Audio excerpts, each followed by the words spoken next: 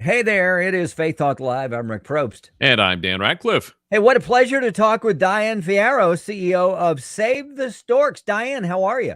Good morning. I'm great. Thank you so much for having me today. It's an honor to be here. Now, geographically, remind us where are you?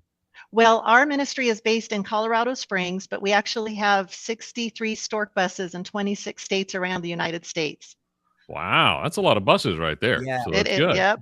But you're that's in Colorado Springs right now, are you? Based in Colorado Springs, we had about 6 inches of snow last night, so it is cold That's outside. just a light dusting in Colorado Springs, right? Right. that's a blizzard where we are. Let me tell Yeah, you. that would shut down the entire city here in Atlanta. So I have seen that. Yes, on Yeah. the news. Absolutely. Yes. Well, Diane, we want to talk to you about Roe versus Wade and what's going on with the Supreme Court in a second, but catch us up with Save the Storks, as you mentioned, and I remember talking about the buses before. They're everywhere, which is amazing. So kind of catch us up. 2022 for you guys. What's it looking like? Well, 2022 is our 10-year anniversary. So we are celebrating 10 years of lives saved. So perfect for this year. We have over 10,000 babies who have been saved on a Stork bus because their mother stepped on a Stork bus, which is a mobile medical unit, state of the art, where a mom can get a free ultrasound. And 4 out of 5 women, when they hear the baby's heartbeat and see the ultrasound, choose life. Yeah. So it is love incredible. Yeah. I love that. 4 out of 5. Yes, the Stork buses absolutely make a difference in what they do. And we have a Stork bus right outside Atlanta, and we have some more Stork buses coming to Georgia soon, which I am excited. I will be there in person in the next month. But what's so wonderful about this is our pregnancy resource centers around the country, and there's 2,700 of them. What they do is they partner with us to get the pregnancy center will get the Stork bus in front of either a Planned Parenthood or another strategic location where women are seeking abortions. So these are women who we call abortion determined. They think the only answer, the only choice they have is to go in and get an abortion. And our Stork buses really provide the services and the love and support to let that woman know that she can choose life for her baby, and we'll share adoption options for her. We'll share what it means to be a parent.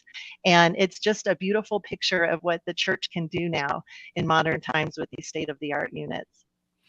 State of the art, especially just being able to put it on a bus, not having to have it in a physical building location. Yeah. So you're much more mobile, and like you said, you can go in front of a Planned Parenthood right when that mom is about to make a decision that could just impact the rest of her life, and of course the baby's life. And you guys are there to offer that alternative. Good on you guys. Well, thank you. And, I grew up in the 1980s. I was adopted as a baby, and I'd always been pro-life, but I'd see in the 1980s, I grew up in Southern California, and the protesters and the megaphones, and it was really a lot of anger, right, with these centers. But now what Save the Storks is all about is showing that love and compassion. We stay away from protesters. We stay away from anything evil or angry. We really go in just as Jesus would do, right, with that true heart for the woman. So we don't ever want her to feel pressured or feel guilt or shame. We want to really just share the facts with her so she can make that decision and make that decision for life. Yeah, thank you so much for doing that. I love that. And I think, most people receive that in that with that heart. Diane Ferraro, Save the Storks. And if I remember correctly, the buses are decorated up. I would imagine that there are so many people that walk by and go, hey, what is this? And maybe knock on the door and say, hey, what is this? Is that true? They do, because they're beautiful. I mean, these are beautiful. We have different options. So we have Mercedes-Benz Sprinters. We also have some brand new units that are coming soon, and some will be going to Georgia. So you'll be getting our brand new Stork buses. Right. But they're beautiful. They're wrapped with beautiful graphics. They have usually a toll-free number or a website. So that woman who sees it driving by, maybe it's near her college and she just found out she's pregnant. She's not sure what to do. She sees this beautiful, really an advertisement that's really addressing her needs. If you're pregnant and scared, call this number. And again, there's nothing forceful or anything that would put pressure on her. It's really inviting her in to learn more about her baby that's growing inside of her. That's awesome. Diane, tell us about obviously lots going on politically. Just had the ruling of the Supreme Court that kind of upheld the Texas law that was put into effect. Talk about the exciting time that this could be for those who would like to see Roe v. Wade overturned. Yeah, Dan, thank you for just addressing that. So we feel that there is a very high likelihood that Roe will be overturned by this new Supreme Court, and it could happen as soon as June.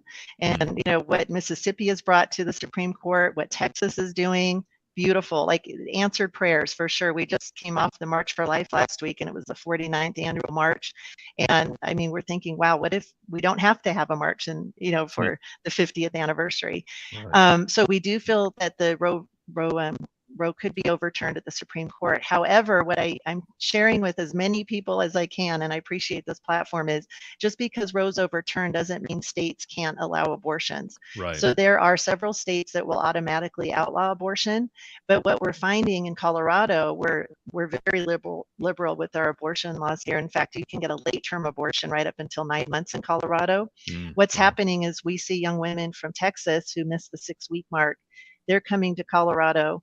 Planned Parenthood is actually paying for them to come to Colorado. They're calling it scholarships, which is heartbreaking. Yeah. And we've seen the abortions go up 5 times here since that Texas law was put into place. Wow. So what's so important is that churches really get together with the pregnancy resource centers, start talking about what we can do as a church to serve these women. Women will feel desperate, right? They'll feel like, oh no, I can't get my abortion now. What am I going to do? Well, guess what? This is where the love of Jesus can come in. And we can let her know, look, we've got all the services. We'll get you hooked up. Whatever that challenge she's having, whether it's a boyfriend who maybe isn't the best guy, maybe her parents will kick her out of the house. Perhaps she needs a job or education. Let's come together as a church and figure out what she needs and provide that for her. And that's where partnering with the pregnancy center can help. Partnering with Save the Storks, we can help. We think this is a fantastic time in our history to really step up as the church. Unfortunately, we found only 3% of churches in America have some type of pro-life expression. So we want to see hundreds and thousands of more churches in America this year take this opportunity to find out what they can do to serve these moms facing an unplanned pregnancy.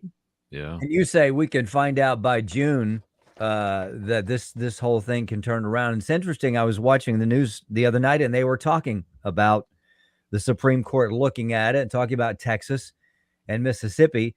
And they played both sides, of course, the folks that they definitely want this overturned and those that do not. And it's interesting that it's so ingrained in our culture that this is the norm. It's almost like when you're watching it, you're going, whoa. Are you putting all these pieces together? Because this is actually taking a life. And it seems that it's so askewed because it's been so ingrained in our culture. So It is refreshing. Would be refreshing this first step to see it turned around. And we appreciate what you guys do to be there, just to minister to these young ladies and their families. I know there must be millions of testimonies of ladies on the other side where they've had their babies. What's your favorite, you think? You probably have a number of them. What's your favorite story, you think? Well, one of my favorite stories is what my birth mom shared with me. She was married. This was the late 1960s. She was married and had 4 boys and had a one-night stand with a musician and went to Mexico to abort me. And during that drive, she changed her mind and turned around and found a couple to adopt me. So I love to share that story. In fact, I posted that on Instagram one day, and I had a woman she was in the Army overseas. This was just a couple of months ago. She was sitting in a Planned Parenthood. She found out she was pregnant. Her Army officer told her she needed to abort the baby because she wasn't married.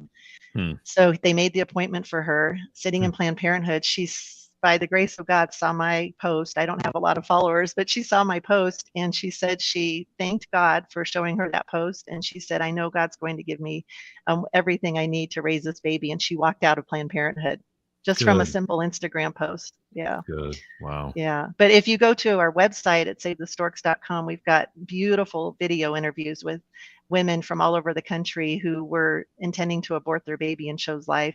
And in fact, at our Stork Ball this year, it's our gala that we'll have in April here in Denver. We're going to celebrate some of these stories. That is so good.